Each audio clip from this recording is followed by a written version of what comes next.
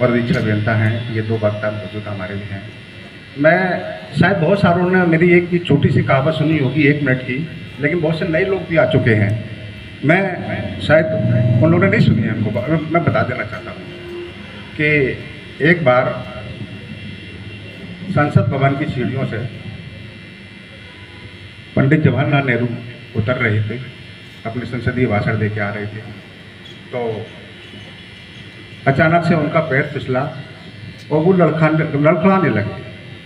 पंडित जवाहरलाल नेहरू जैसे लड़खड़ाए, उस समय के विद्वान कवि रामधारी दिनकर जी ने उनको तुरंत उनका हाथ पकड़ लिया और उन्हें गिरने से बचा लिया।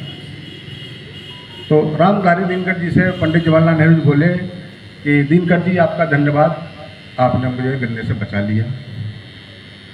तो साथियों, जब पंडित जवाहरलाल नेहरू ने धन्यवाद दिनकर जी का करा, तो दिनकर जी ने जो शब्द बोला, वो शब्द उस समय का बताया हुआ, जब तक ये मुल्क रहेगा, जब तक सूरज चांद रहेगा, अगर हम लोगों के बीच अगर हमारी हृदय में बस जाए तो यकीनन हमारे देश की मिट्टी से कोई हाथ नहीं लगा सकता, हमारे देश के अंदर सौदाई को कोई बिगाड़ नहीं सकता, हमारे देश के अंदर कभी सांप्रदायिक भावना पैदा नहीं हो सकती।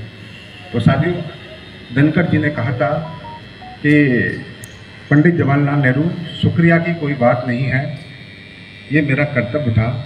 और जब जब इस मुल्क का आइन, इस मुल्क का संविधान, इस मुल्क के माहौल जब जब बिगड़ेगा, ये कलम हमेशा थामे रखेगी। आपको